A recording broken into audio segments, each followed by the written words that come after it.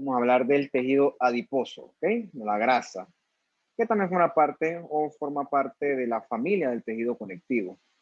Vamos a comenzar de una vez. Estoy lloviendo fuerte. ¿Se ve la pantalla? Sí, profe. Perfecto. Vamos a arrancar, pues.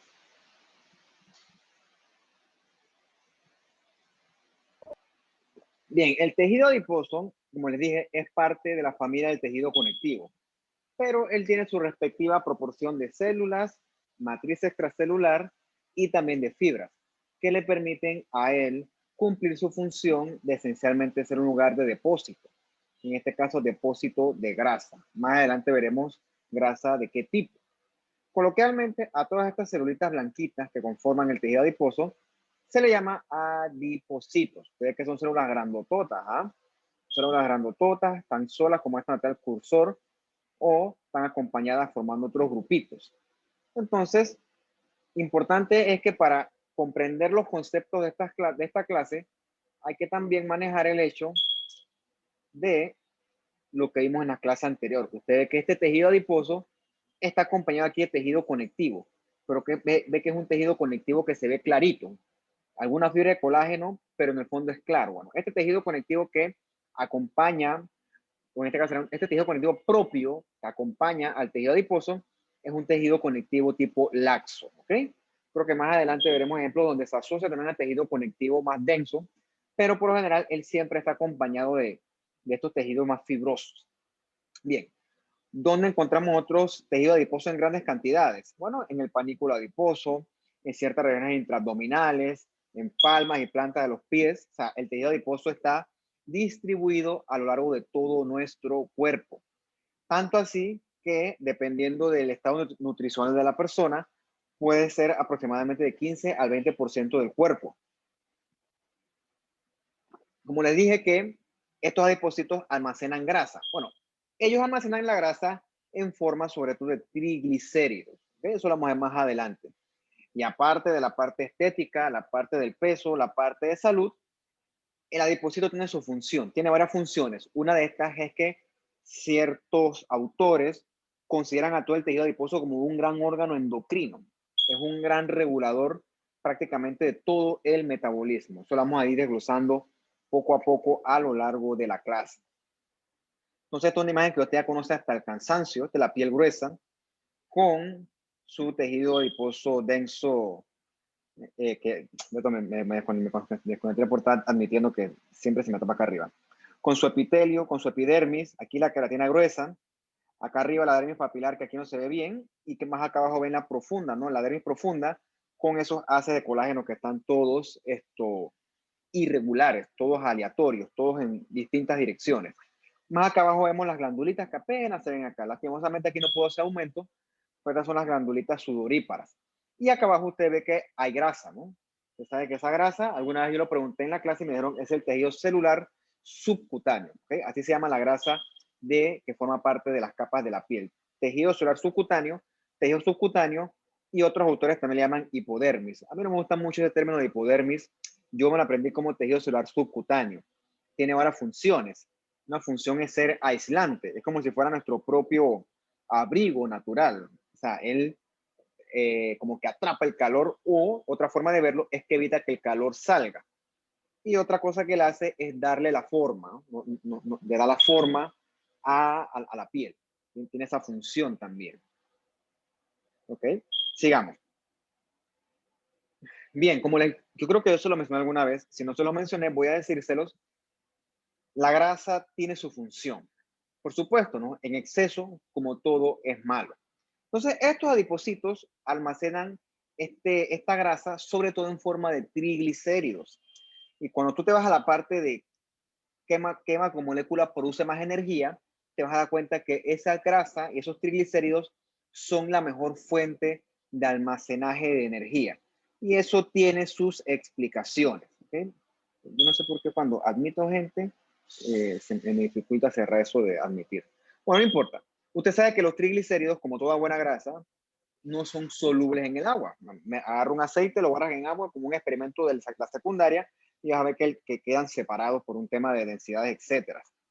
Entonces, eso hace que cuando los lípidos, ¿usted se acuerda de lo que hablábamos en la parte del edema? ¿Ok? Del edema y las proteínas, que dependiendo de la cantidad de proteínas de un sitio al otro, eso altera las concentraciones y entonces los líquidos pasan ya sea de intravascular a intersticio o al revés o también al medio intracelular. Repito, esos son conceptos que usted conocerá con más calma en fisiología. Eso se llama la parte de líquidos y electrolitos. Entonces, depende de la concentración, el agua va pasando de un sitio a otro para poder ir balanceando las respectivas concentraciones. Hasta este punto de la clase, a mí me interesaría que usted conociera que su cuerpo siempre va a buscar el equilibrio. Entonces, el agua va a ir pasando de un lugar a otro tratando de buscar el equilibrio. Eso no siempre es lo mejor, pero eso es lo que su cuerpo, por un tema de ósmosis, que es otro concepto que usted conocerá, asumo que de biología y lo repasará en fisiología, el cuerpo siempre hace eso, busca mantener esas concentraciones entre compartimientos. Los lípidos, al ser insolubles en el agua, a él no le importa eso. ¿Okay? El lípido o las grasas no se ven afectadas por eso y eso les ayuda a poder almacenar de forma constante la energía. Y quizás lo más importante de los lípidos, que es una cosa que es poco conocida, es que los lípidos pueden almacenar una gran cantidad de densidad calórica. Vean acá en la gráfica de la derecha, vean las fats en azul, 9 calorías por gramo, mientras que los carbohidratos y las proteínas son 4. O sea, las grasas albergan más del doble. O sea que un gramo de grasa te alberga mucha más energía que un carbohidrato o una proteína de forma individual. Entonces, la grasa puede almacenar mayor cantidad de calorías. Teóricamente eso te ayuda a ti en caso de que tú quedes starving, se dice, en hambruna. En ese entonces tu grasa, tú comienzas a movilizarla y ella te va a funcionar como energía. ¿Cuál es el problema? Que al momento de degradar, las grasas son más difíciles de degradar. Entonces, cuando tú comes un plato de arroz, poroto y una presa de puerco o de carne que siempre tiene algo de grasa, para tu cuerpo es más fácil degradar los carbohidratos del arroz. Y después de eso es más fácil degradar las proteínas. Y es más difícil degradar las grasas. Entonces tu cuerpo comienza a almacenar las grasas. O sea, desde el punto de vista biológico, a tu cuerpo no le importa que tú subas de peso, a tu cuerpo no le importa que el jean no te quede o que la camisa no te quede. Realmente cuando tú almacenas grasa, eso te está preparando a ti para condiciones más difíciles, ¿ok? Para condiciones en las que teóricamente tú carezcas o no tengas suficiente acceso a la comida. Claro, eso es biológico. Lo que pasa es que nosotros, con nuestro estilo de vida moderno, hemos ido alterando eso y nuestras dietas pasan a ser dietas desbalanceadas. Entonces comemos más grasas, más azúcares, más calorías de la que quemamos en el día a día. O sea, comemos mucho y somos sedentarios. Entonces almacenamos todo y eso en vez de ser una reserva de energía, se convierte en una fuente de exceso. Entonces uno sube mucho de peso, no lo quema y eso a la larga genera otras condiciones similar a lo que discutíamos alguna vez, donde las personas obesas, esa obesidad, entre todas las otras cosas que causan, provoca un estado de inflamación crónica leve persistente. Entonces, lo que en teoría es bueno, cuando es en exceso, pues ya no es tan bueno, ¿no? Este almacenamiento de grasa. Esto es una cosa importante. La grasa provee mucha más energía por gramo que los carbohidratos y las proteínas, ¿ok? Pero todo eso teóricamente en contexto de balance, ¿ok? Si tú necesitas, al igual al final del día, necesitas carbohidratos, necesitas proteínas, no es que vas a ahora a comer pura grasa porque te ofrece más energía. Acuérdate de cuando discutíamos la biología celular, en tu célula hay tanto carbohidratos, obviamente proteínas y también grasas. O sea, al final del día todo eso es materia prima para constituir desde un punto de vista celular y más molecular tus tejidos, siempre en el contexto de un balance adecuado. Entonces los adipocitos son especialistas en almacenar estas grasas y a su vez almacenar estas importantes fuentes de energía. ¿Y cómo lo almacena él? Como triglicéridos, ¿ok? Esa es la forma en la que él almacena la grasa en su densa, en la gota esa blanca. No es blanca, realmente se pierde en la preparación histológica, pero lo que hay ahí es esencialmente una gota de triglicéridos. Por eso es que cuando usted se priva de comer carbohidratos, su cuerpo se queda sin su fuente inmediata de energía. y su cuerpo comienza a movilizar entonces la grasa y usted baja de peso porque usted comienza a consumir sus reservas de grasa. Claro, eso no es así para todo el mundo. Para una persona es fácil, para otras es difícil, perdón. Eso va dependiendo, ¿no? Y tú tienes que estudiar también la parte en la cual los carbohidratos no todos vienen de la dieta. Tu hígado sintetiza carbohidratos también y eso también esto no es que estorba, pero eso te explica por qué la dieta es importante, pero siempre hay variantes biológicas persona a persona. ¿Okay? Eso yo lo he concluido con mi experiencia, con lo que he leído y con lo que he visto en la práctica.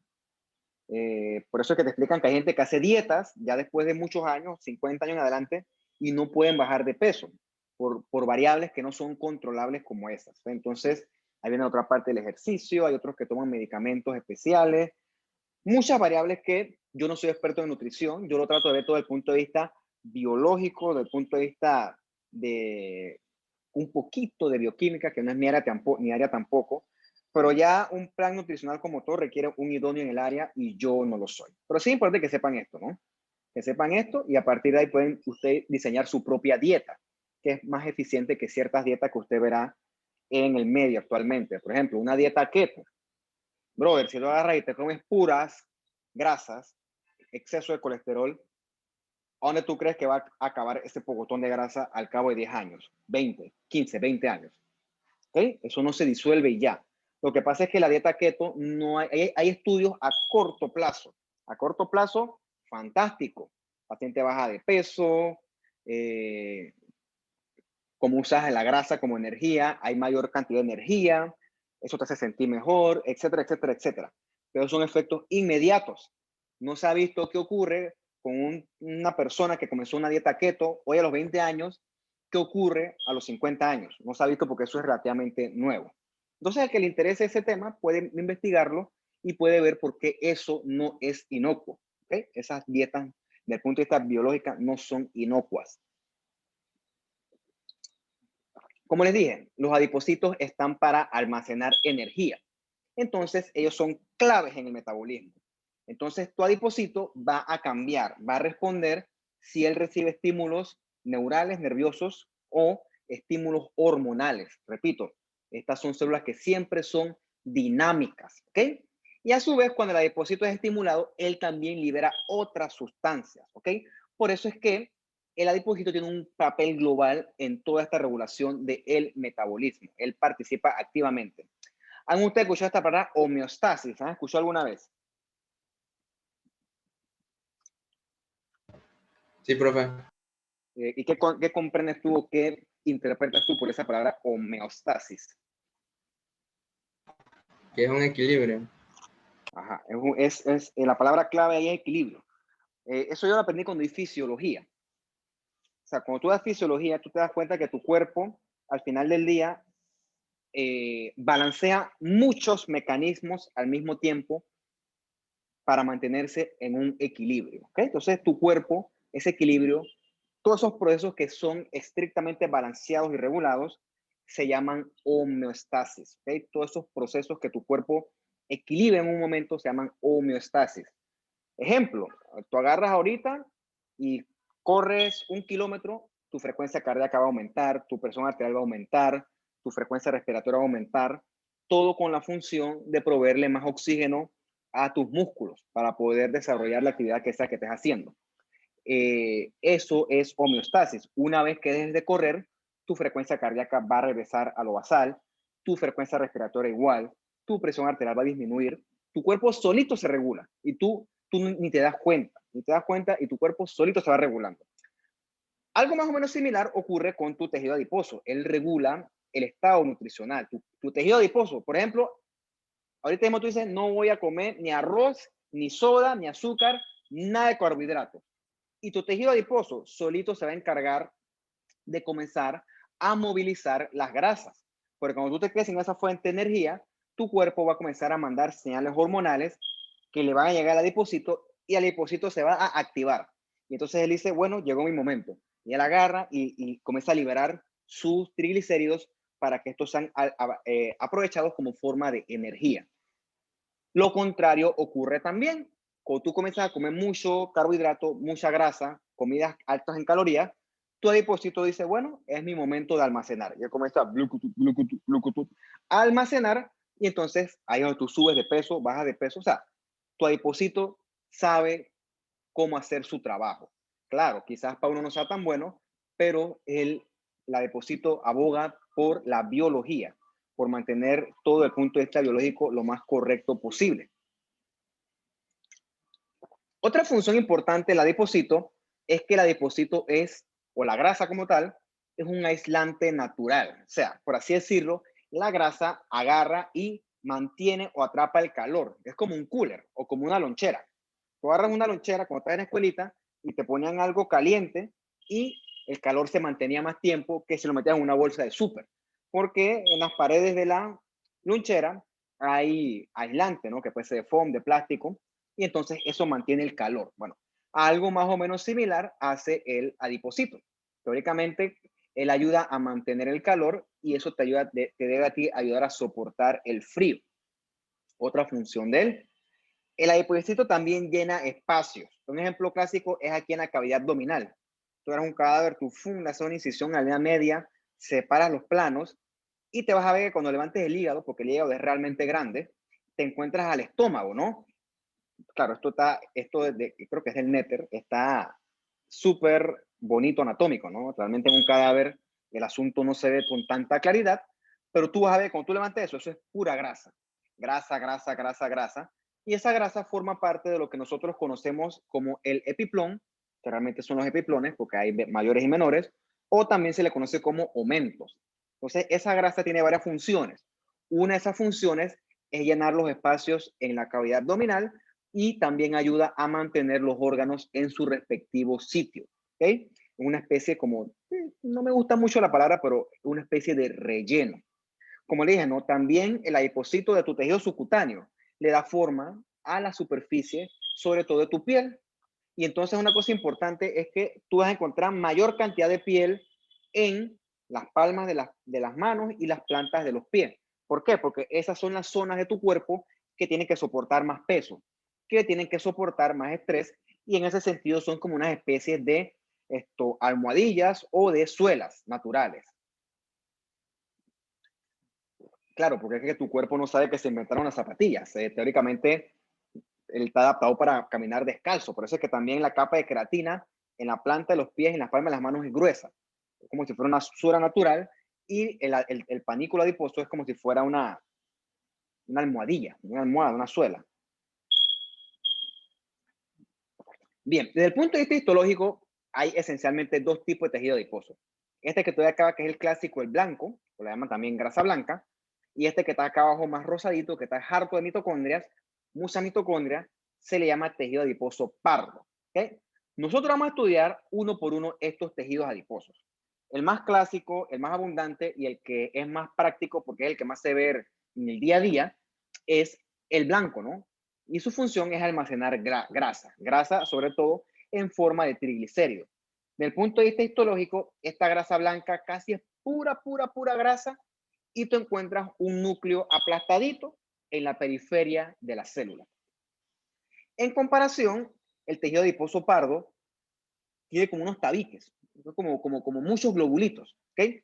Esos tabiques se forman porque la grasa se divide, porque hay mucha mitocondria. Esto está lleno, lleno, lleno de mitocondrias, porque esto tiene una función metabólica diferente, que de forma de adelanto es liberar calor, y eso calienta la sangre. Eso es como si fuera una fuente de, qué sé yo, como si fuera un calentador, literalmente como si fuera un calentador. Al no tener tanta grasa como su contraparte blanca, el núcleo de la grasa parda va a ser más central. Una cosa importante es que, independientemente de que sea grasa blanca o grasa parda, aquí hay buca sangre. O sea, cuando participes en una cirugía abdominal, ya sea un apéndice, ya sea una cesárea, tú sabes que eso sí sangra. Cuando rompen piel, fascia, y llegas al tejido subcutáneo, que es la grasa sí sangra, ¿ok? Porque eso tiene un aporte sanguíneo importante. Y esta grasa también está rodeada de una capita de colágeno, pero en este caso tipo 4. Eso es verdad, cuando tú vayas a una cesárea, eso sí sangra. Eso es normal porque la grasa tiene esa función de calentar o mantener el calor de la sangre. Bien. ves acá a la derecha la grasa blanca, ¿no?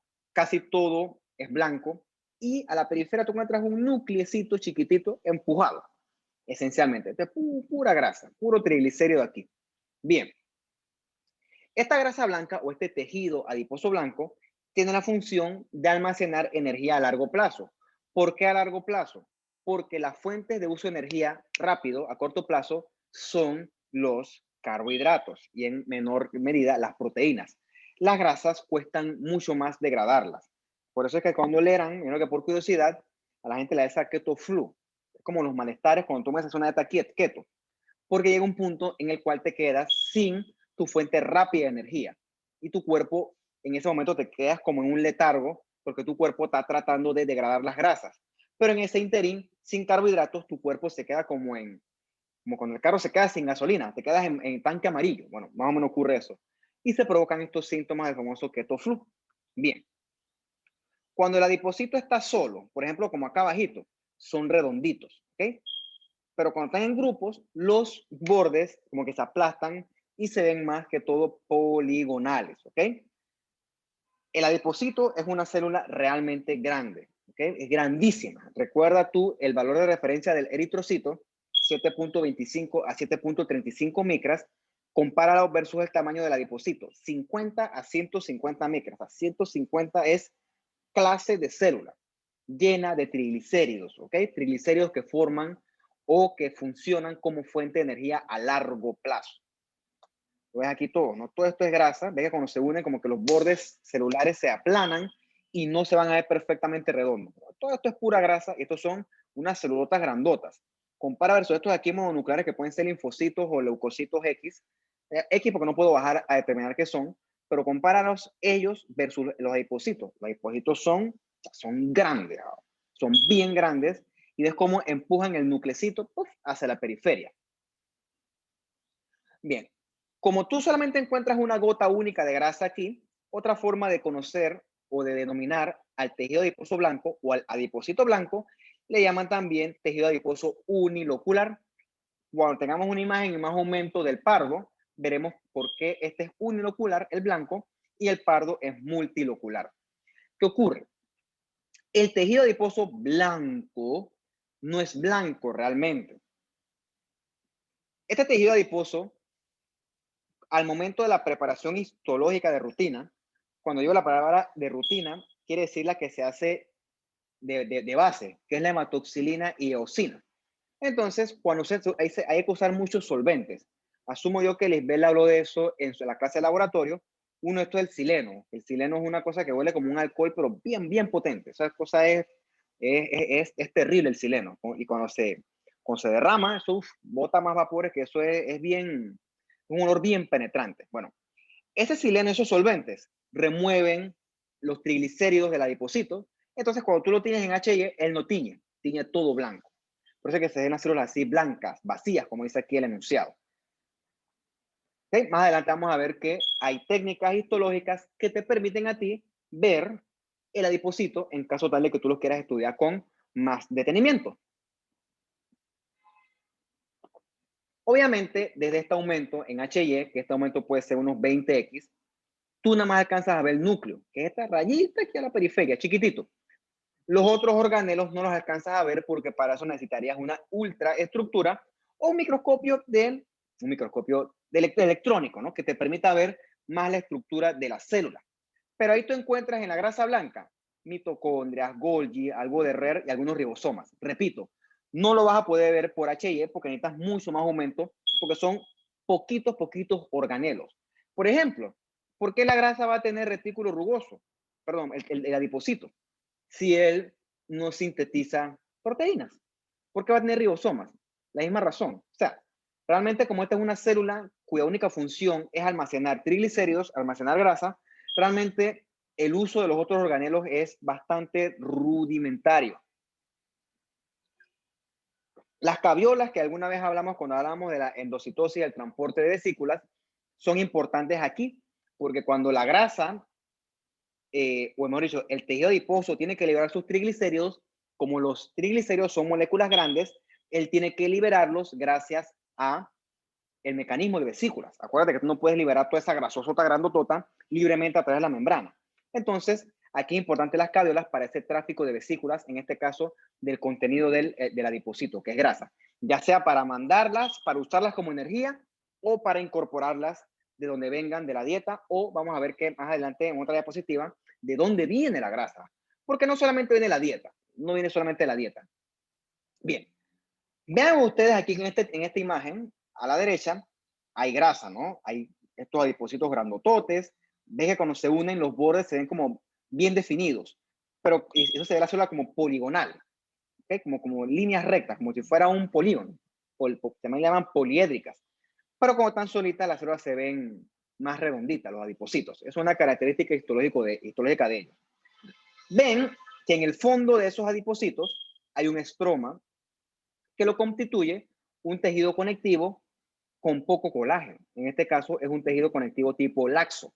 Estas celulitas que tú ves en el fondo son los fibroblastos. Y acá una arteria, ¿no? Arteria, ¿por qué es? Eso lo veremos en la clase de cardiovascular. Bien, en esta grasa, perdón, en este tejido conectivo laxo que acompaña a la grasa, tú encontrarás vasos, nervios, que acompañan entonces este tejido. Y como le dije, los fibroblastos, y tuviéramos aumento, encontramos macrofagitos, etc. Como este es un tejido de aporte constante, intercambio constante, lo que soporta la grasa es un tejido de tipo reticular, ¿ok? Reticular. Ok. Si tú quisieras estudiar la grasa por X, Y o Z motivo, por ejemplo, te interesa, quieres una tinción que te resalte la grasa porque por la HY se ve todo blanco, tú lo puedes hacer. ¿Ok? Por lo menos puedes usar esta de acá, que es esta osmium tetróxido de osmio. La verdad es que yo en la práctica nunca la he usado. Tú la buscas como referencia, te tienen de negro, pero esta es una tinción parcial. La que sí yo conozco de la práctica es esta grandotota que tú ves a la derecha. Se llama la tinción de oil red. Te tiñe de rojo los adipocitos. ¿Cuándo es útil esto? Cuando tú quieres ver tumores que son de origen adipocítico. Por ejemplo, hay tumores intraabdominales que son masas gigantescas que hay veces que hacen una cosa que se llama corte por congelación, que es que durante la cirugía el cirujano necesita tomar una decisión, si seguir operando o si cerrar ya el paciente. Por ejemplo, si es un tumor que es metastásico, ya no vale la pena hacer tanta resección porque si es metastásico, ya el tratamiento es sistémico. Sistémico quiere decir que con la operación el paciente no se va a curar porque el tumor ya está regado en la sangre. En esos casos se usa ya sea quimio o radioterapia, dependiendo de la indicación del momento. Yo no soy oncólogo, por cierto, eso ya tiene su estratificación en su área. Una cosa que por lo general el estudiante de medicina no sabe es que, hey, la quimioterapia no te pone calvo, ¿ok? La quimioterapia mata células, mata. ¿Te acuerdan esta cosa de los microtúbulos? Creo que hablamos de la vincristina y de los que son a base de platino. Eso se mete en el ciclo celular y destruye los microtúbulos. Sí, de las células tumorales, pero también de las células no tumorales. Eso incluyen las células que conforman tus folículos pilosos. Por eso es que el paciente se queda calvo. No es que el paciente se queda calvo por el cáncer, no. Se queda calvo como una consecuencia del tratamiento. A veces la gente no tiene eso claro. Eso es como una especie de mito. Bueno, ¿por qué les digo yo esto? Porque esta tinción oil red no se usa en tejidos fijados en parafina o con formalina. Esto se usa en tejido fresco. ¿Okay? Esa es una característica bien importante del oil red. Es en tejido fresco. Bueno, hablando de corte por congelación un poquito para que se hagan una idea, el cirujano hable, y ve una masa y él quiere saber esa masa qué es. Porque si es una masa tumoral, quiere decir que hay que ampliar la cirugía. Pero de repente, si es una cosa benigna, nada, no hace falta cortar tanto y él ya puede cerrar. Entonces el cirujano agarra, manda un pedacito de tejido, se lo manda a cada patología y nosotros lo vemos en una técnica rápida en la cual el tejido se monta, es un medio que se congela. Y entonces eso lo vemos de forma rápida al microscopio. ¿Qué ocurre? Eso no permite tanto detalle histológico. Entonces, el diagnóstico en ese momento es limitado. O sea, yo te puedo decir, sí, ahí hay células malignas, pero no te puedo decir categóricamente qué tipo de cáncer es ni nada de esas cosas. Es para que usted conozca, ¿no? Entonces, ponte que tienes un tumor adipocítico y quieres saber si es maligno o no. Entonces, como viene en fresco, se le puede hacer una tinción oil red. Recuerden, oil red es en fresco. Si el tejido está fijado, peso por peso, actualmente eso no sirve. Bien. ¿De dónde vienen las grasas? ¿Ok? Bien, las grasas obviamente vienen de la dieta, pero también vienen de otros lugares. Esos adipocitos que conocemos nosotros en la diapositiva se engordan a punta de puros triglicéridos y a su vez nosotros también engordamos. Pero ¿de dónde viene ese exceso de grasas? Bien, déjenme abrir la ventana que ya dejo llover.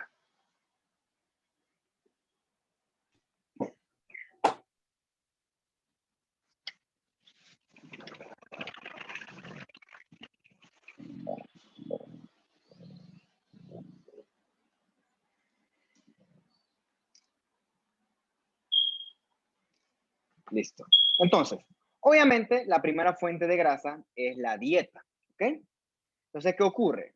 Usted sabe que la dieta, la grasa, es insoluble. Entonces, la grasa necesita una especie de vehículo para viajar por la sangre. Bueno, vamos a poner el ejemplo. Usted agarró y se comió una bolsa de chicharrones. Se comió todos esos chicharrones, los masticó. Eso pasó a su esófago, después a su estómago. En su estómago comenzó a secretar ácido.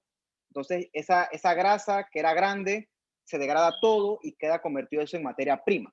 O sea, queda convertido, en vez de grasa como tal, la que usted ve, queda puras moleculitas de triglicéridos, hay colesterol, por acá hay algo de proteínas y algo de carbohidratos. ¿Okay? Eventualmente eso pasa de su estómago, pasa entonces a su intestino delgado. ¿Okay? Entonces en su intestino delgado están todas las vellosidades que usted ve aquí, junto a las microvellosidades, que usted ya sabe que son estructuras del epitelio especializadas en absorber. Entre todas las cosas que usted va a absorber, usted va a comenzar a absorber esas grasas en forma de triglicéridos, colesterol, etcétera, que vinieron entonces de el chicharrón que con tanto ímpetu usted se devoró.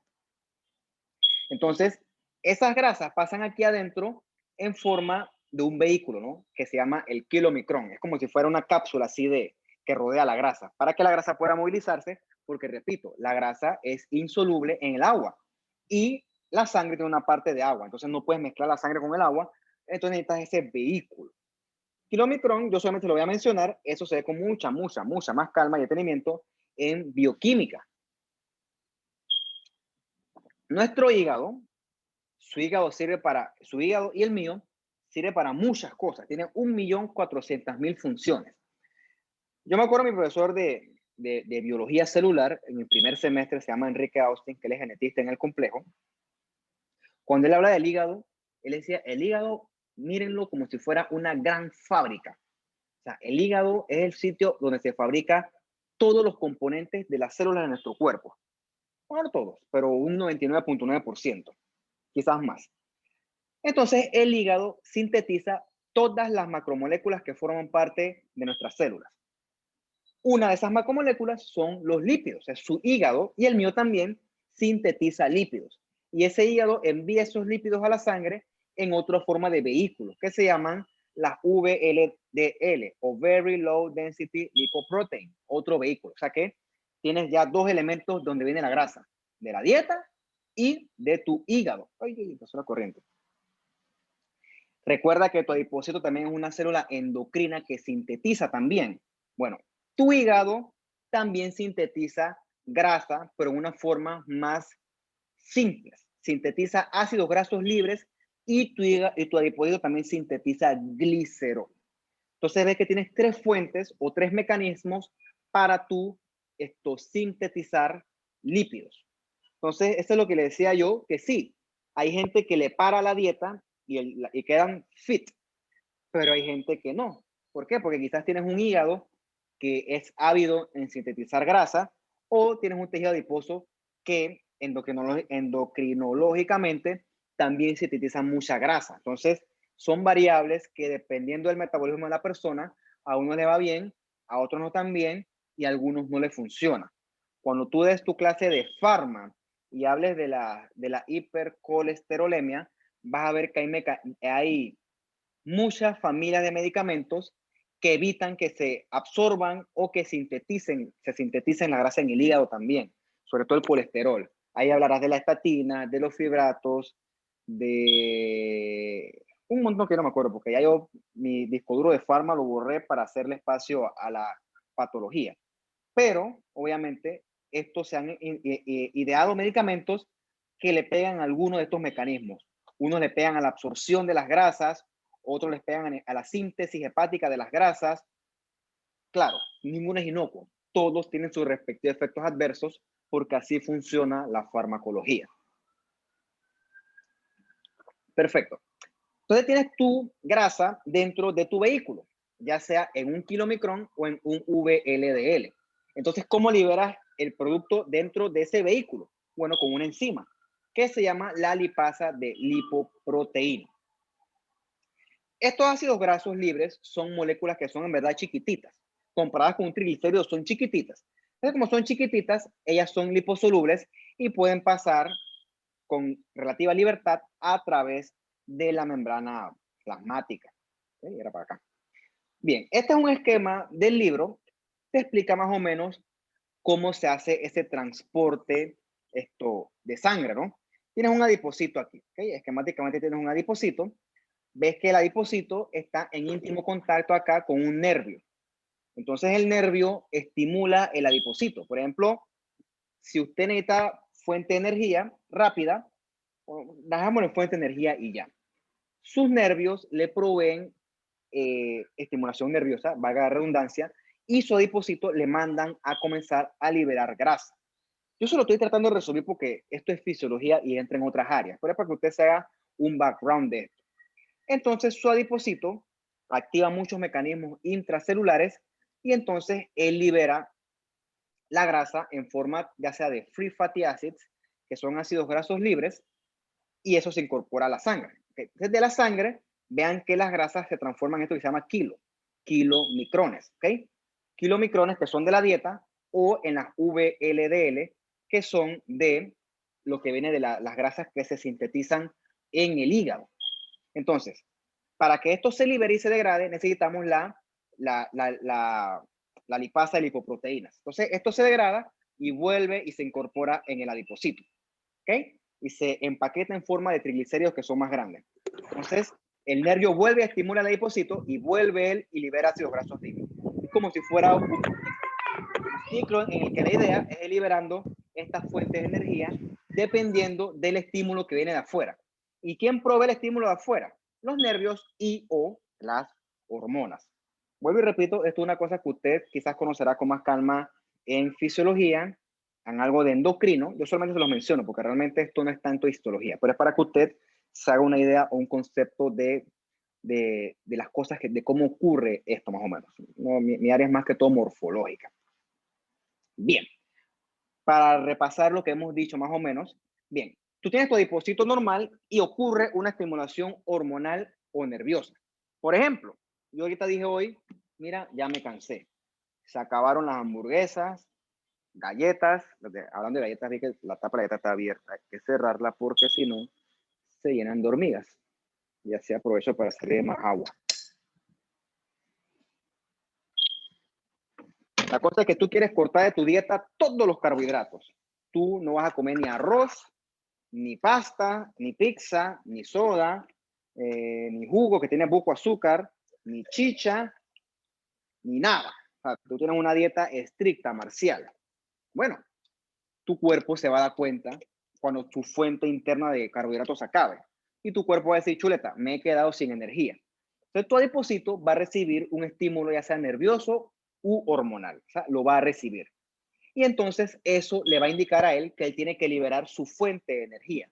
O sea, sus lípidos, como dice aquí, ¿no? Sus lípidos van a tener que ser liberados hacia afuera, valga la redundancia, en forma de grasas más simples, que son los ácidos grasos, y el glicerol. Cuando tú des farma y cuando des fisiología, o quizás también lo conociste en biología celular, la norepinefrina es un neurotransmisor. También sería el equivalente de la noradrenalina. Ahí también participa la epinefrina, que es la adrenalina también, ¿no?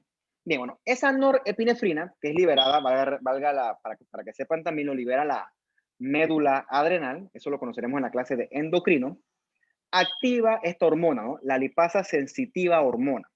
Esta enzima, mejor dicho. Y eso agarra el triglicérido, que es una molécula grandotota. Vamos a poner que este es el triglicérido. Entonces son mis aspirinas. Y viene la lipasa y le pega aquí.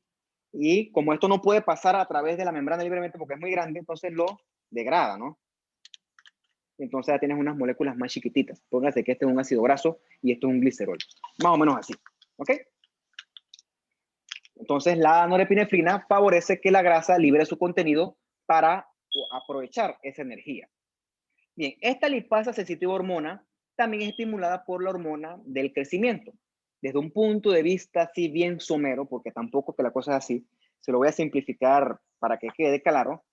Por eso es que con nosotros, con el crecimiento, con la estimulación de la hormona de crecimiento, los depósitos de grasa se van movilizando también y se van utilizando. El asunto es más delicado que eso, pero es para que usted se haga una idea. Cuando des tu clase de medicina interna, conocerás una hormona que se llama la insulina. Ya yo se las presenté. Les dije que es una hormona que sintetiza el páncreas endocrino a través del islote del páncreas o el islote de Langerhans en la célula beta. Bien, le voy a hablar un poquito de la insulina. La insulina es una hormona que mete cosas a la célula. Eso lo aprendí leyendo un libro de fisiopatología, ahora que me tocó dar ese curso de fisiopatología a la latina. Me cuesta entender la insulina porque yo no la uso en la práctica. ¿Ok? Insulina y patología no tienen nada que ver. Pero bueno, hay que leer y cuando tú lees, tú entiendes cosas que antes no entendías. Yo la insulina no entendía qué hacía. O sí entendía, pero no lo veía. Bien. Cuando usted agarra y se come una hamburguesa, esa hamburguesa, usted la comenzó a digerir, llegó eso a su duodeno, ilion, y ahí comenzó a absorberla. Bueno, parte de las grasas se fueron en sus kilomicrones y también a usted absorbió carbohidratos.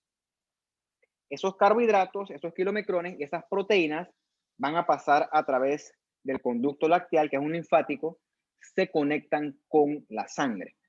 Bien, en ese momento, su páncreas comienza a liberar insulina. ¿Y para qué es eso?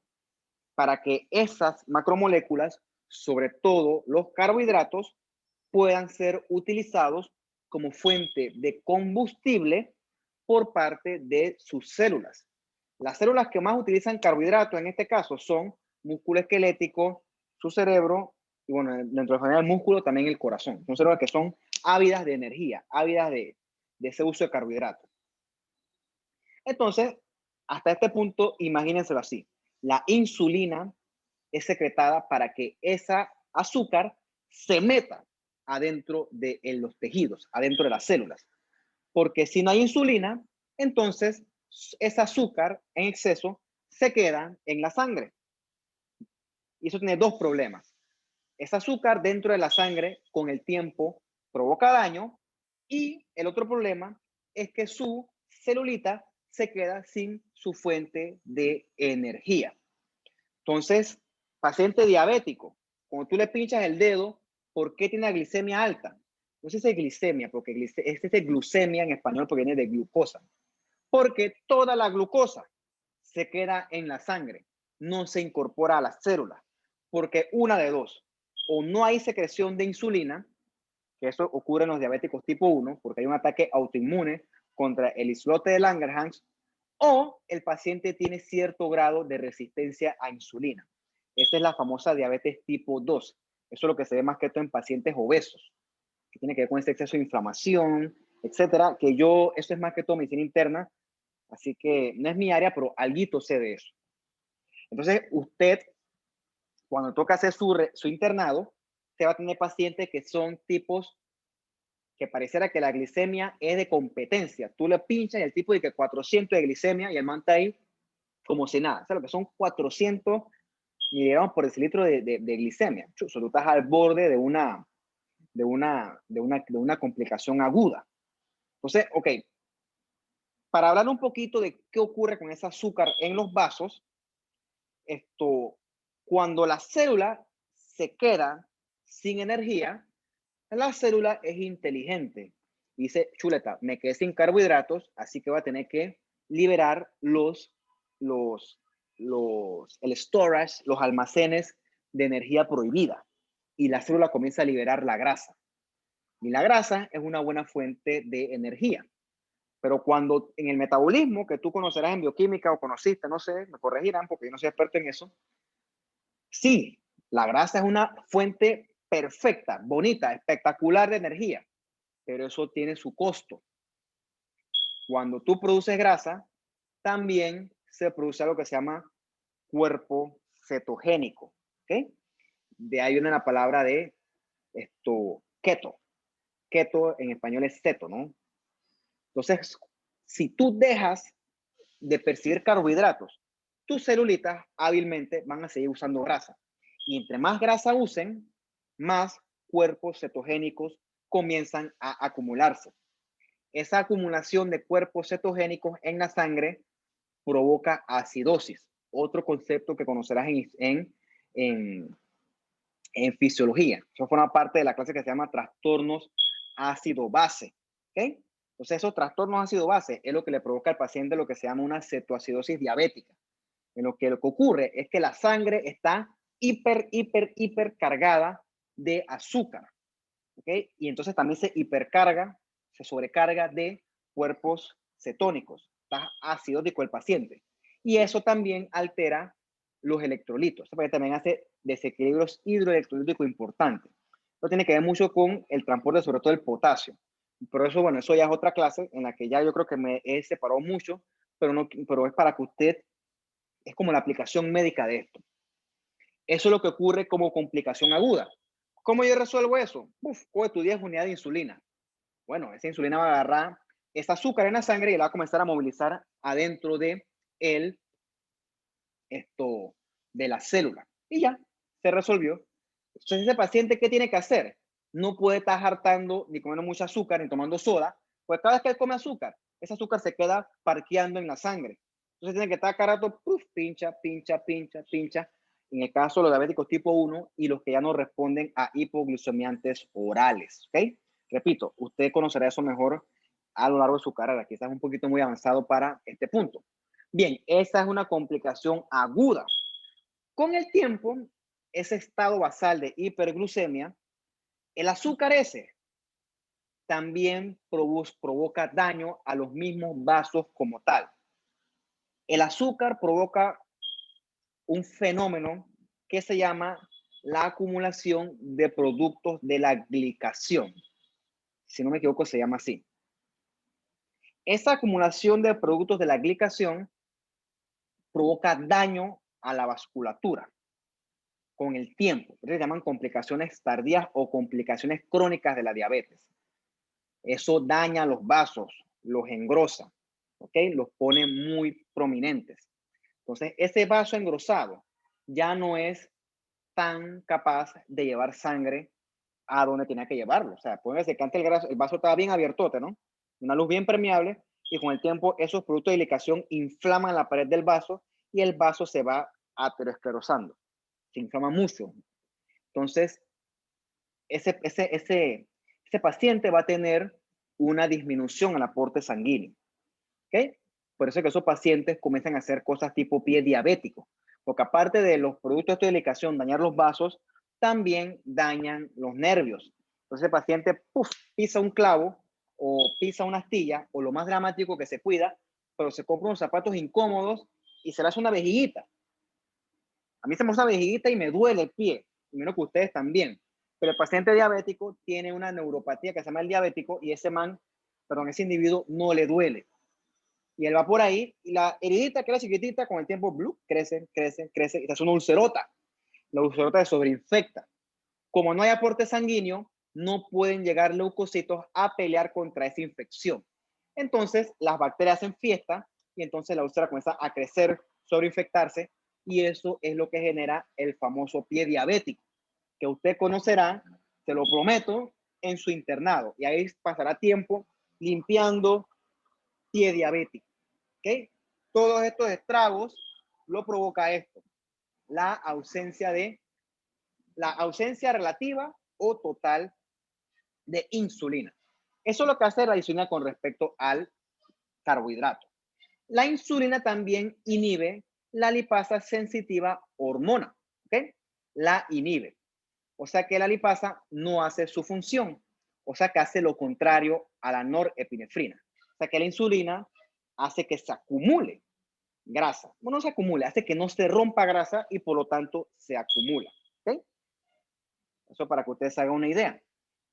También lo pueden ver de otro punto de vista, la insulina entonces va a estimular la síntesis de lípidos. Entonces, esto forma parte de la fisiopatología de por qué los pacientes diabéticos tipo 2 se le llama pacientes resistentes a la insulina. O sea, su insulina no funciona de forma adecuada y este paciente tiene mucha síntesis de lípidos y con eso vienen otras poco de complicaciones que, bueno, que ya son parte de otros cursos, pero que son bonitas conocerlas.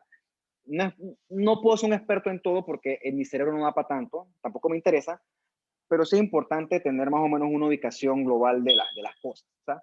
Eso lo puedo hacer yo en mi carrera, eso se me facilita.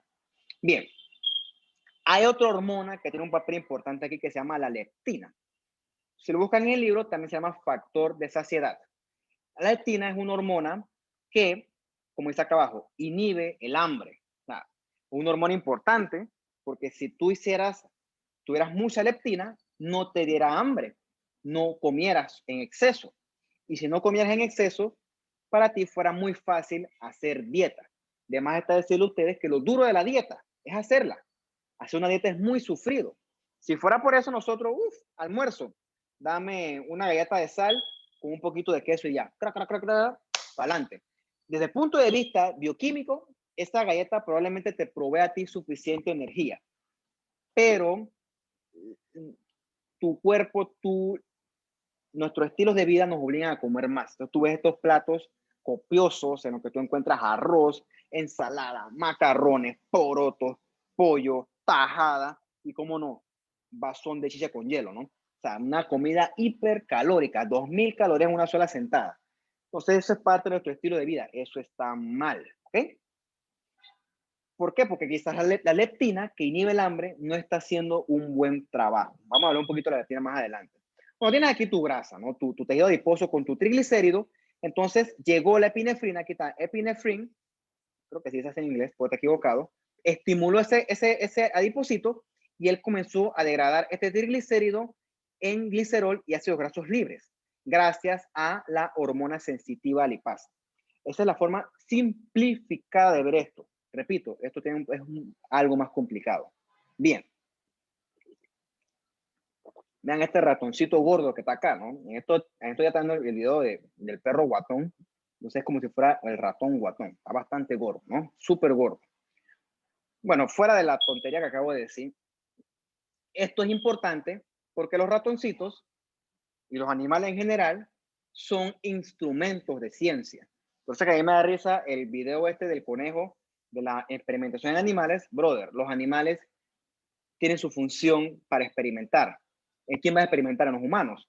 Los humanos pertenecemos a un orden biológico superior a los animales. Así que ese es poco de gente que se quiere poner a defender animales. Claro, yo no apoyo el abuso, pero sí apoyo la ciencia. ¿Cómo crees que vamos a avanzar? Entonces, yo siempre hablo con Ileana, que si sigue en la carrera, ella le va a dar neumo eventualmente.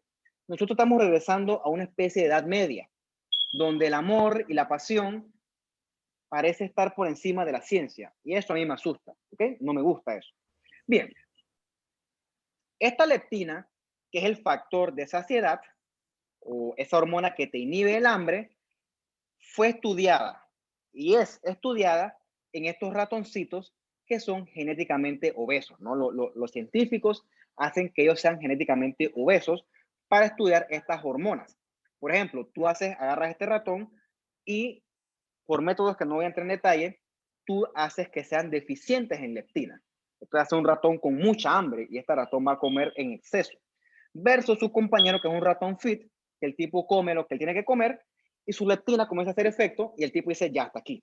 Ya me comí 3 bolitas, no tengo por qué seguir comiendo. Pero el ratoncito guatón, él sigue comiendo, come, porque el tipo no se llena. Esa es la cosa, el man no se llena. Sigue comiendo, y eso ocurre mucho en nuestra sociedad. Tú tienes gente aquí que aparentemente tiras una pizza entera es un logro, cuando eso debería espantarte, o sea, como que, brother, 1, 2, 3 pedazos, pero chuchi, la pizza entera. Pasó, loco, coopera, colabora. Bien, una cosa curiosa aquí, que si a ustedes les interesa y lo descubren, serán millonarios, porque todo lo que es estética da mucha plata. Por eso es que la gente, los coach estos, que son los chamanes modernos, tipo que no saben un pepino de ciencia y se dicen coach Ricardo Obregón. Nunca he estudiado nada, pero me hago llamar coach porque estoy joven, fit y soy guapo. 3 cosas que no soy. Me molesta porque un coach de eso le echa cuento a gente que sí de ciencia. Eso es ofensivo. Pero bueno, eso es lo que está de moda, lamentablemente. Para mí son los chamanes modernos. Bien. Esta leptina en el ratoncito sí funciona. Pero el problema es que en humanos no se ha podido lograr que sea un tratamiento eficiente para la obesidad, lamentablemente. Quizás en los estudios in vitro, en un laboratorio, con condiciones simuladas, sí funciona, pero en humanos no se ha visto que administrar más leptina favorezca en el tratamiento de la obesidad. O sea que si ustedes descubren cómo hacer eso, quizás hagan mucha plata y aporten mucho a la ciencia. Se dice esto porque la gente que es obesa, ¿qué ocurre? Sus adipocitos sí producen leptina, pero el tipo, a pesar de tener una leptina bien presente, el tipo no baja de peso. O sea, como por así decirlo, él es resistente a la leptina. O sea, su cuerpo, mira, las células target quizás no responden a la leptina. Entonces, parece algo prometedor, pero no se ha visto cómo hacer que esto funcione en los humanos. Quizás el paciente obeso tiene receptores en las células target que son deficientes o defectuosos, o tiene defectos en la traducción de señales. ¿Okay? Lamentablemente, bueno, yo lo leí esto hace como 2 años, 3 años, ¿no? Quizás si agarro un paper o leo ahorita un paper actualizado, o lo leen ustedes, quizás sí hay evidencia de que la leptina sí funciona. Con este tema, obviamente, yo sé las generalidades, pero no es que yo te dedique al día con eso, porque diablo, ¿quién lee tanto? Bueno, hablando un poquito de la histogénesis, histo de tejido, génesis de nacimiento, cómo se forma el tejido adiposo blanco. Bien, recuerden ustedes que todos los derivados del tejido conectivo provienen del mesénquima embrionario, o sea, del mesodermo, o sea, de las células madres mesenquimales. Bien, tú tienes acá, ¿no? La mesenquimal cell. Bueno, esa mesenquimal cell se ve como si fuera un fibroblasto grandotote, ¿ok? Aquí se diferencia en un preadipocito, una célula fusiforme grandotote que tiene en su interior algunos gotas de lípidos, ¿no? En forma de triglicéridos. Bastante parecido a su hermano el fibroblasto, pero tiene grasita. Eventualmente de este preadipocito, él se diferencia en un adipocito beige. Así me dice beige adipocito. Yo le puse así, adipocito beige. No sé cómo sería en español, pero el adipocito beige va a tener funciones intermedias entre la grasa blanca y la grasa parda. Eventualmente, uno de estos adipocitos beige, algunos se diferenciarán en blancos y otros se diferenciarán en pardos. Bueno, al momento de nacer, nosotros tenemos nuestra grasa blanca en su lugar, en el tejido subcutáneo y en las regiones viscerales. ¿Ok? Entonces, habiendo dicho eso, vamos a conocer entonces qué ocurre con los adipocitos, beige, con los pardos. Bien. Bueno, antes de hablar de eso, vamos a hablar un poquito ya hablamos bastante de eso, pero vamos a reforzarlo. Recuerden ustedes que yo les mandé a estudiar qué es hiperplasia, qué es hipertrofia, qué es displasia, qué es metaplasia. Bueno, yo espero que lo hayan repasado porque daré esos conceptos por entendidos. Bien. ¿Por qué la gente sube de peso? ¿Por qué la gente es obesa? La gente es obesa no es con el ánimo de ofender, es con el ánimo de verlo desde el punto biológico puro. Nosotros somos organismos que consumimos energía y somos inteligentes desde el punto de vista biológico. La energía que no consumimos no la gastamos, la almacenamos.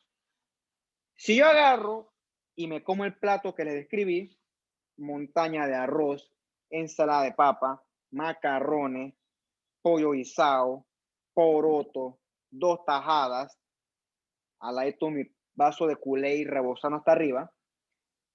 Eso es demasiadas calorías. Si yo agarro y me harto eso todos los días en el almuerzo y en la cena, voy a subir de peso, ¿ok? A menos que yo agarre y busque la forma de quemar esas calorías. Quemar las calorías no es tan fácil. Tú tuvieras que hacer buco ejercicio, y ejercicio de alta intensidad. Tuvieras que correr todos los días, tuvieras que hacer buco pesas, natación es muy buena, que la verdad es que con nuestro estilo de vida está duro. Por lo menos ahorita que yo termine la clase aquí, ¿tú crees que todos van allá a caminar al parque? Qué pereza, brother. Voy al gimnasio. Aquí tengo el edificio pagando mantenimiento como un perro y nunca he ido al gimnasio. Llevo como 2 años aquí. 2 años, sí, pronto. En julio cumplo 2 años. Y no conozco el gimnasio. No me gusta, no me interesa. Mi tiempo libre no es para eso. Así que le estoy pagando el gimnasio a los otros inquilinos, ¿no? Soy un buen vecino. Bien. ¿Qué yo hago ya que no me gusta hacer ejercicio y ya que soy sedentario? Bueno, evito comer de más. Entonces yo tengo una dieta con poquitas calorías, cosa de que las calorías poquitas que yo como, las consumo con mi metabolismo basal. ¿Okay? ¿Tienes curiosidad? Tú te pones a buscar, si eres hombre o mujer, cuánto consume de forma basal una persona sin hacer ejercicio. Y tú de forma basal consumes más o menos como 600 calorías. Puedo estar equivocado. Los exhorto a que lo investiguen. Yo no lo investigo ya porque yo encontré una dieta que me sirva a mí, en la cual me mantengo mi peso y no tengo que hacer dieta ni ejercicio en exceso. Entonces eso es lo que uno hace. Uno come pocas calorías, cosa que tu cuerpo no las almacene, y las que me como, las quemo con mi metabolismo basal. Y no tengo que hacer un ejercicio, porque no me gusta, no tengo tiempo, y menos con la mascarilla. Yo la mascarilla, chuleta, subo 4 pisos y ya estoy pidiendo pistas. Eso cansa, molesta, y encima si yo salgo a correr con la mascarilla, tengo que botar la mascarilla cuando regreso acá porque esto está todo sudado. Entonces, mi economía también va a sufrir con respecto a eso. Difícil, es difícil ser un adulto sano. No es fácil, pero es una buena inversión. Entonces, nosotros nos sentamos a comer, comer, y después nos sentamos a trabajar, y no gastamos nada de energía. Eso se llama sedentarismo. Si te tiras línea por ahí, ese sedentarismo es el responsable de todas nuestras comorbilidades hoy en día. Te buscas las estadísticas mundiales de muerte. ¿Causa de muerte cuál es? Muerte cardiovascular. Infartos, hipertensión, SB, muerte cardiovascular. Todo eso tiene que ver con la aterosclerosis, todo eso tiene que ver con la dieta, con el sedentarismo. ¿Ok? Para que sepan nada más, ¿no? Bien, si yo soy un adulto, que lo soy, y comienzo a comer, ese exceso de grasa o ese exceso de calorías se va a acumular en forma de grasa en el adipocito. Entonces, el adipocito va a aumentar de tamaño. ¿Ok? Entonces va a ser un adipocito que va a estar hipertrófico. Eso ocurre en los adultos. Distinto a lo que ocurre en los niños. ¿Por qué? Porque un niño de forma natural no tiene por qué comer tanto como un adulto. Usted verá que parte de nuestro gran comer se asocia a nuestra cultura, y esa cultura es arraigada a nuestro estilo de vida. Por ejemplo, ¿por qué si yo no tengo hambre en la cena, por qué tengo que cenar? Tu mamá te obliga, come, o tu abuela o tu papá, come, porque si estás muy flaco eso es sinónimo de que estás enfermo. Bueno, los niños no piensan así porque no tienen arraigado eso. Entonces es raro que un niño por sí mismo sea gordillo. Un niño que es gordo porque el papá le da demasiada comida o porque un adulto le da demasiada comida. O sea, entonces, un niño por sí mismo no tiene ese instinto de comer de más porque no tiene ese impacto cultural que parece tonto, pero sí existe. Entonces, los niños que son gordos es porque tienen algún tipo de patología endocrina de fondo. En este caso, el niño no será gordo, bueno, no es lo normal, pero puede serlo también, pero es porque él nace con muchos adipocitos. Entonces, estos niños son más gordos de lo normal porque tienen una hiperplasia, hiper de mucho, plasia de crecimiento, exceso de crecimiento de los adipocitos. O sea, tienes muchos adipocitos, más de lo normal. ¿Por qué ocurre eso? Porque las células mesenquimales se diferencian en muchos adipocitos. Claro, yo no estoy diciendo que el niño va a tener cuadritos, bíceps, pectorales, no. Porque es normal, los niños barrigoncitos ahí, eso es perfectamente normal. La mayoría de esos niños con el crecimiento, la adolescencia, pubertad, etcétera, bajan de peso y esta grasa se redistribuye. Lo anormal es cuando tienes niños que son muy gordos. O sea, eso es como que muy obesos, es la palabra correcta. Algo está pasando. Eso no es normal. Algo está pasando. Nosotros que somos todos adultos, cuando comenzamos a hacer ejercicio y dieta, bajamos de peso, pero el adipocito no se pierde. El adipocito sigue ahí. Lo que hace el adipocito es comenzar a utilizar su fuente de grasa. Entonces, el tamaño de él disminuye, pero no su número. Eso es un concepto importante. Equive hipertrophic adipocyte, ¿no? Grandotote, lleno de buco grasa. Eso es lo que ocurre en el adulto, mientras en el niño es por hiperplasia. Bien, esto es lo que alguna vez uno me preguntaba, la relación entre el tejido adiposo y la displasia / cáncer. Vamos a reforzarlo hoy. Como les dije, ¿no? El tejido adiposo tiene una función endocrina bien importante. Él es un regulador clave del metabolismo, como decía alguna diapositiva anterior. Bien. El adipocito secreta factores paracrinos, autocrinos. Él regula el metabolismo.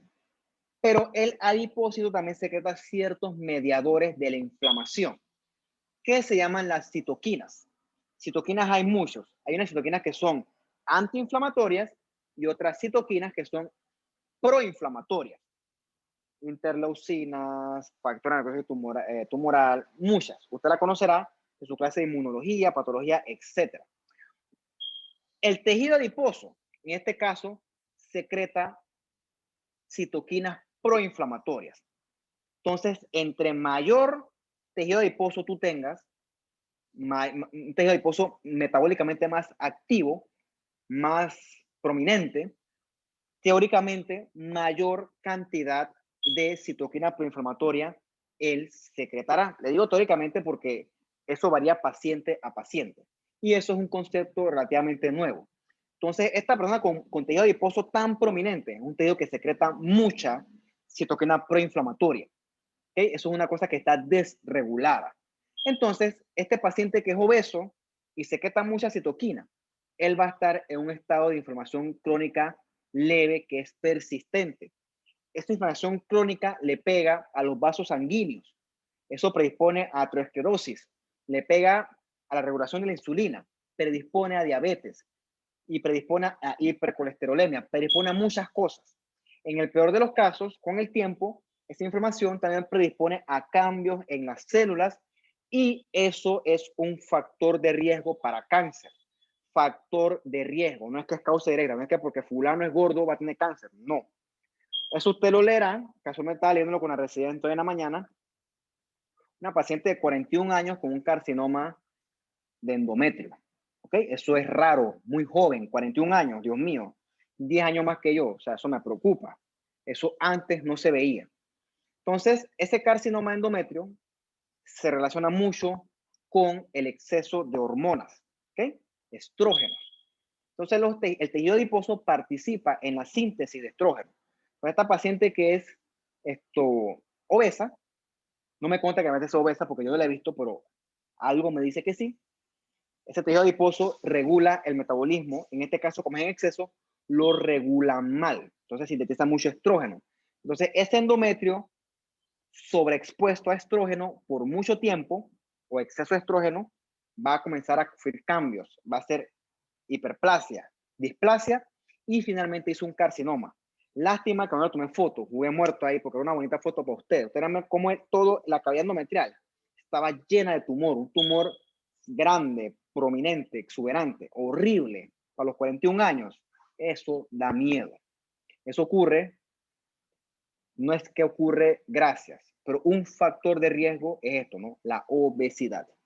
No les digo a usted que sea un tipo fit, pero sí le digo que trate de medir la cantidad de calorías que consume, regularlas, ¿ok?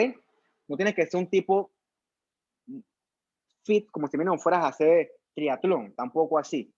todos los extremos son malos.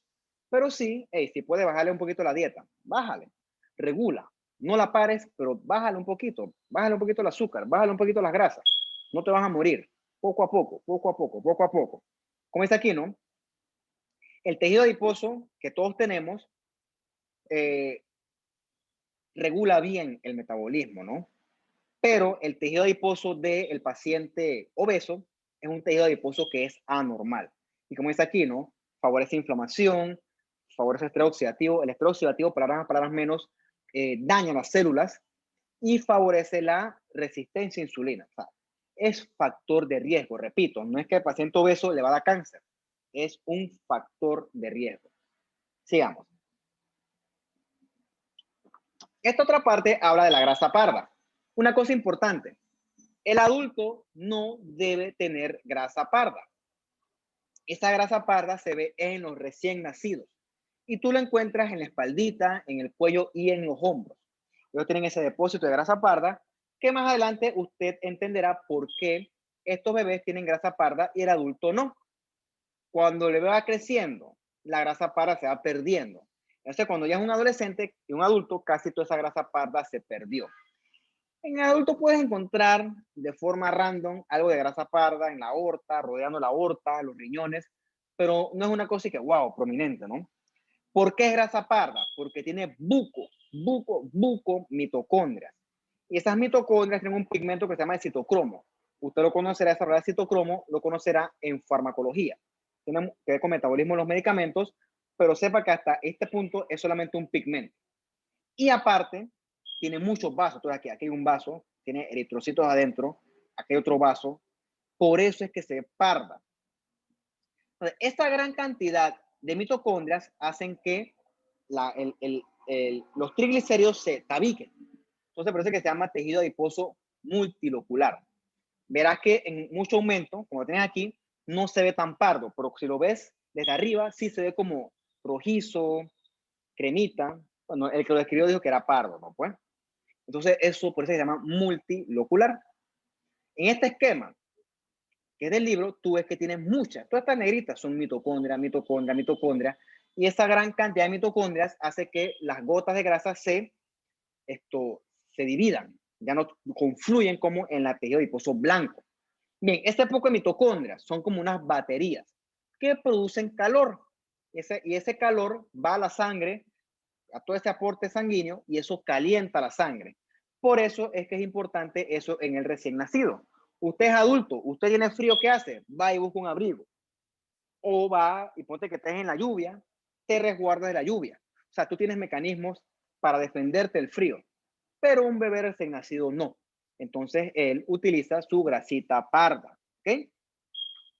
Ya que hay menos distribución de grasa, eso permite que el núcleo del adipocito pardo sea más central en comparación con su hermanito blanco, ¿ok? Entonces ya saben que estos son grandes productores de calor, los adipocitos pardos, ¿no? Esta foto del libro es para que tú veas cómo se ven los adipocitos pardos multilobulados gracias a esa gran cantidad de mitocondrias y siempre en relación con los vasos sanguíneos. Lo comparas acá versus los adipocitos blancos, que son uniloculados. La grasa parda es multiloculada gracias a esa gran cantidad de mitocondrias que le dan esa apariencia parda, ¿no? Parda es más oscura, ¿ok? Pardo es un color, ustedes que en la etología todo es mucho degradación de colores. Nosotros acá hay que si es crema, que si es pardo, que si es chocolate, todos son como colores de una misma paleta, así que eso es una cosa bien relativa.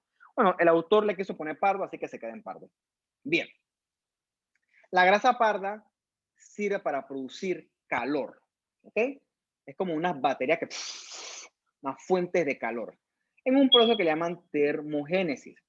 Eso es útil, ya le dije porque en recién nacidos, y también en animalitos que hacen hibernación, como este oso.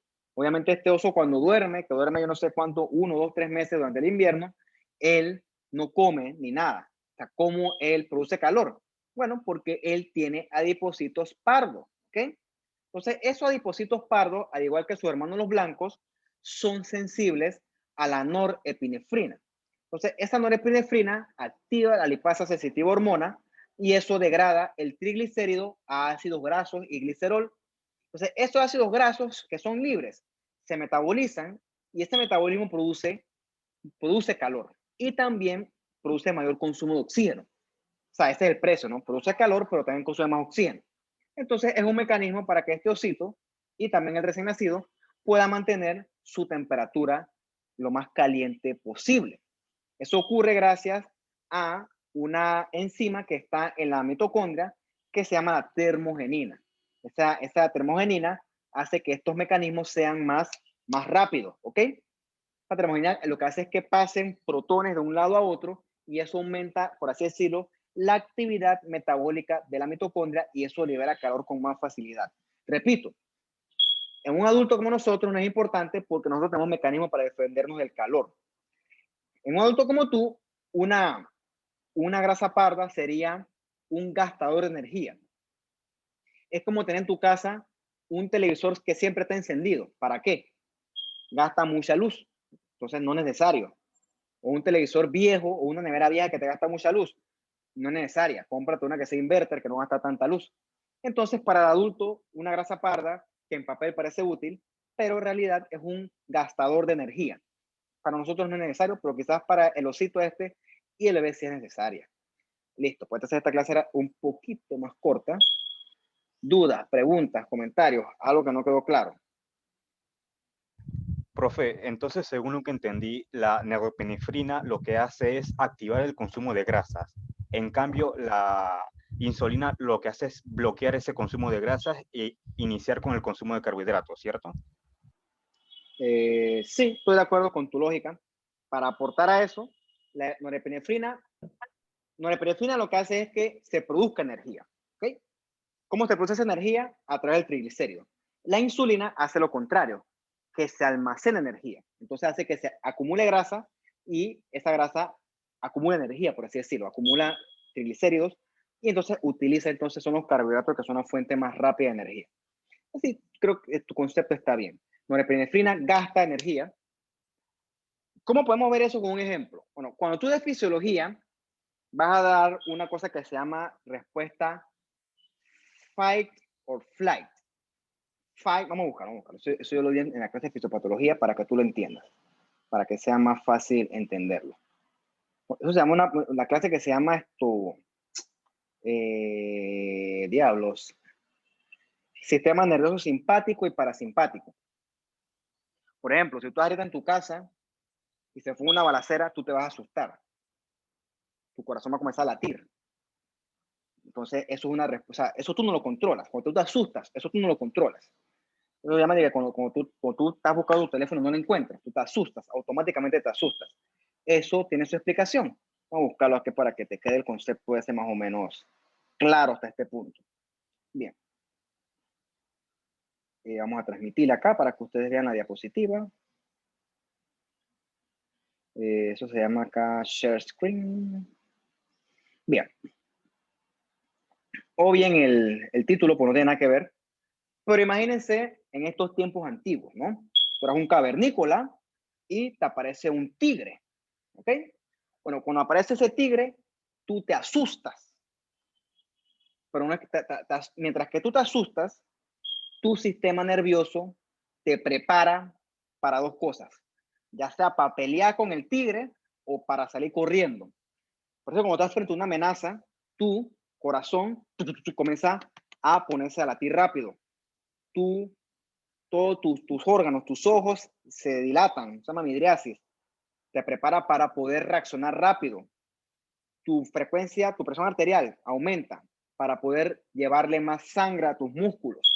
Tu vía aérea se dilata para poder consumir más oxígeno.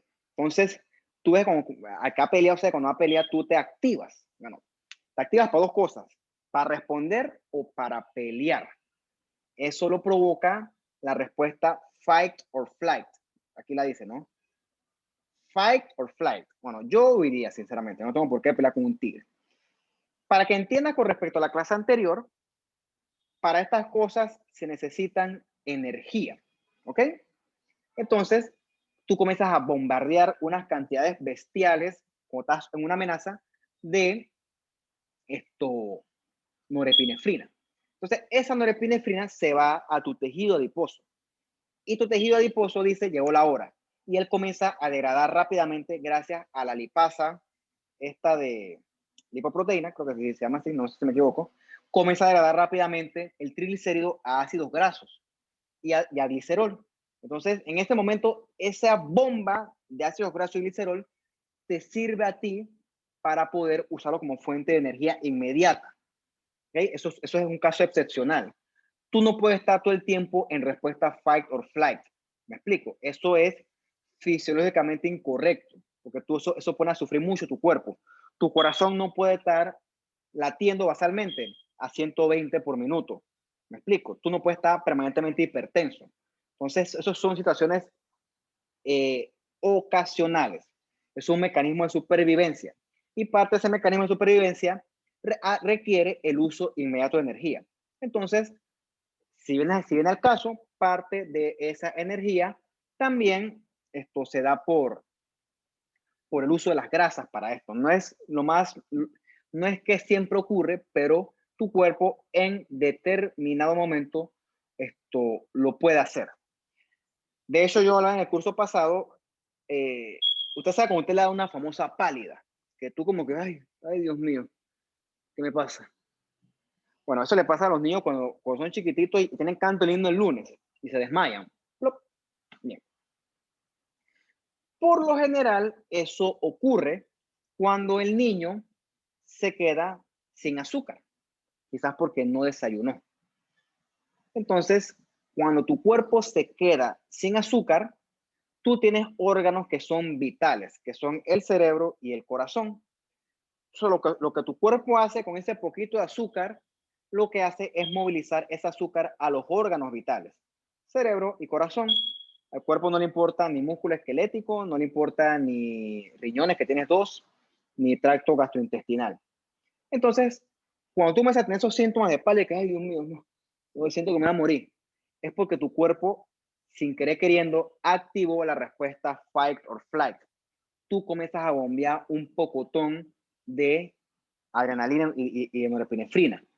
¿Qué hace eso? Eso moviliza la poquita azúcar que tienes y la moviliza a tu cerebro y a tu corazón. Entonces tu cuerpo se queda en un estado momentáneo sin azúcar, porque tu cuerpo dice, a mí no me importa lo otro, yo voy a salvar lo que a mí me importa. Entonces de ahí vienen los síntomas, eso de que tú sientes que te vas a desmayar, te dan náuseas, sientes que te comienzas a hacer sudoración. Eso ocurre por eso, gracias a tu sistema nervioso autónomo, que son conceptos que tú entenderás con más calma cuando des tu clase de fisiología. Pero todo eso está conectado. Entonces, sí, el simpático, que es el que te prepara para pelear, lo que hace es tratar de usar su fuente de energía para proveerle fuel, como poder combustible al cuerpo. Y eso sí forma parte de la respuesta de las grasas, ¿no? Las grasas también en determinado momento se pueden usar como energía. Entonces la respuesta vendría siendo sí. Creo que el concepto está bien. Con la insulina es lo contrario. La insulina quiere almacenar. Entonces la insulina hace que toda esa grasa se almacene. La insulina dice, no, azúcar, carbohidrato. Y la grasa, dámela para almacenarla. Entonces, esa insulina mal regulada lo que hace es almacenar grasa en exceso. Por eso que el paciente diabético tipo 2 esto es obeso, ¿okay? Es obeso, porque él tiene mal manejo de las grasas, mal manejo del azúcar, mal manejo de todo, porque la insulina actúa de una forma que no es la correcta. Ese es más o menos el concepto que te puedo hasta ahorita. Ese concepto tú lo pulirás mejor cuando des tu clase de fisio y de endocrino, de eso se da en medicina interna 2 o más adelante. ¿Qué más? Preguntas.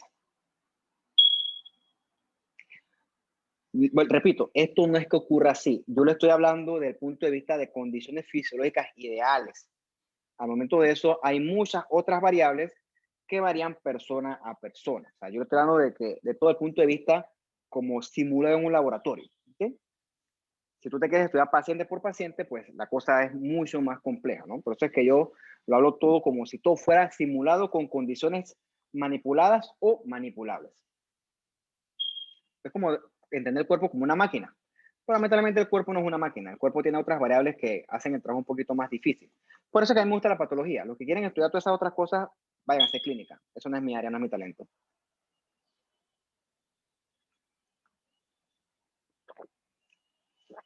¿Qué más?